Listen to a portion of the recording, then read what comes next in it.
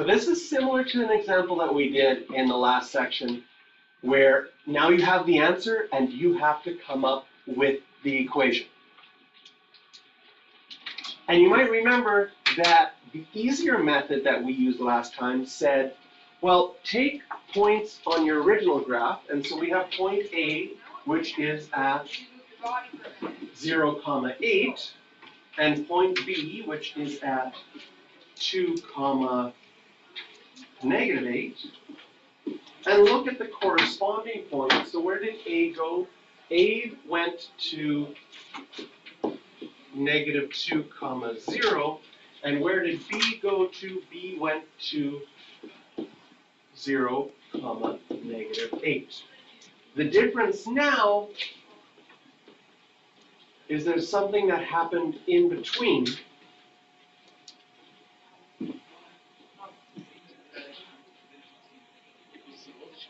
And guessing both of them or checking both of them sometimes can take a long time. It could take an extremely long time if I was extra mischievous and gave you numbers that weren't nice, but ended up with nice numbers.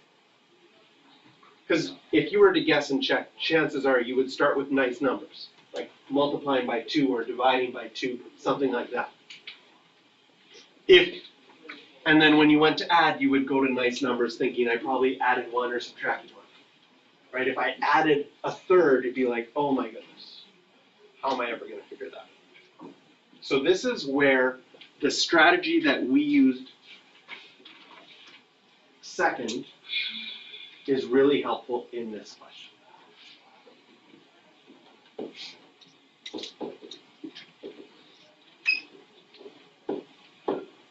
We started by comparing the horizontal distance. We went from the original and said, originally, how far was it from A to B? To go from A to B originally was 2. What about from A prime to B prime? From -2 to 0 is also 2. There is no horizontal stretch or compression in this example.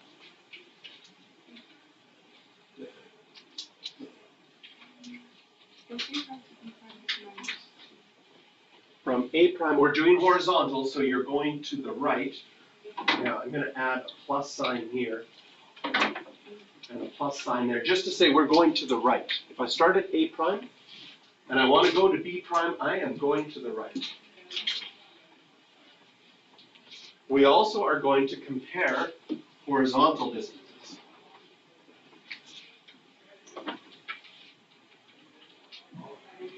Oh, sorry, vertical distances.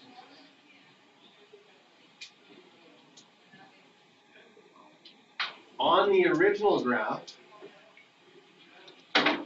from A to B, so I can see it. A to B, I would go down 8 and another 8, I would go down 16. So I'm going to write that as -16. And if I look at A prime to B prime on the blue graph, A prime is at 0 and then B prime is at -8. Now I'm going down 8. How do I go from -16 to -8? My y values are getting multiplied by half.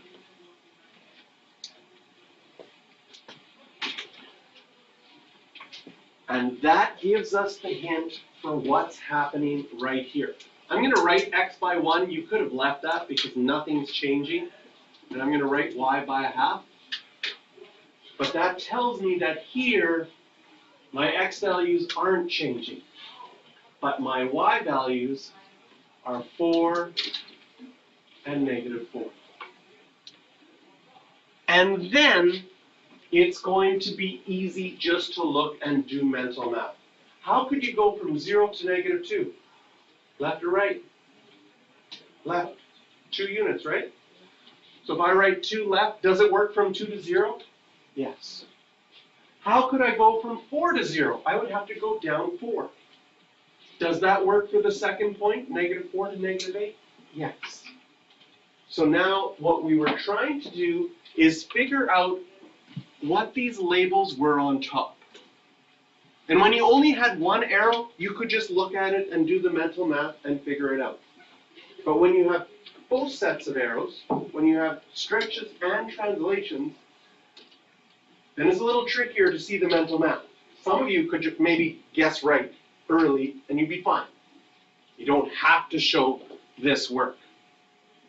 But if you guess and guess and guess and guess again and nothing's working, then we like to have something to fall back. Like, okay, I thought I could guess it. None of my strategies are working. This strategy is going to work. Now, it's asked us to find an equation, right? If we read the question, corresponding points are labeled, write, then verify an equation for the image graph in terms of the function f. So this means that f, which is the original function, we want to write this in function notation. So my final answer is going to be y equals. Y by half is outside, 1/2. F, anything happening inside, 2 to the left. X's are liars, so we'll have x plus 2. Then 4 down is outside again.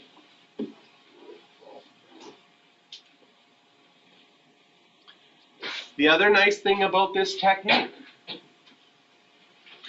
is we actually verified it already through our work. We checked the points, they work. So it says write, then verify. We verified, then wrote. I don't know. I guess we could check our work again, but we've done the verification already in part of our work.